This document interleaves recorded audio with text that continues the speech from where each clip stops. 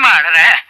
தாத்தா, எனக்கு என் மாமாவுக்கு நல்லபடியா கல்யாணம் ஆச்சுன்னா மாமா பூச்செட்டி எடுக்க வைக்கிறேன்னு வேண்டி. நீ பொங்கி பொங்கி அழறதுக்கும் பூச்செட்டி எடுக்கிறதுக்கு என்ன சம்பந்தம்?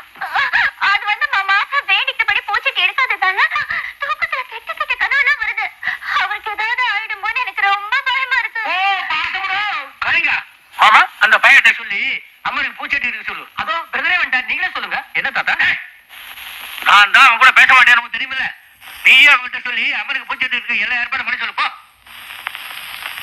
பிரதர், உனக்கு இந்துவுக்கு நல்லபடியா கல்யாணம் முடிச்சிட்டா நீ பூச்செட்டி எடுக்கிறதா இந்து வேண்டி இருக்கா. போய் எடு. பூச்செட்டி தானே, எடுத்தா போச்சு. ஓ, பூச்செட்டினா என்னன்னு தெரியுமா? என்ன, சட்டிக்குள்ள பூ வச்சு கொடுப்பாங்க, அவ்வளவுதானே, சிம்பிள். அப்படின்னு நினைச்சிட்டு இருக்கீங்களா? ஆமா. சரிங்க பிரதர், நாளைக்கு எக்ஸ்ட்ரா 2 கை ரெடி பண்ணி வைங்க. எதுக்கு? நாளைக்கு தெரியும். நீ என்னமோ பெரிய புத்திசாலி, என்ன கண்ணாபின்னான்னு மாட்டி விட போறேன்னு பார்த்தா பூச்சட்டி பூச்சட்டி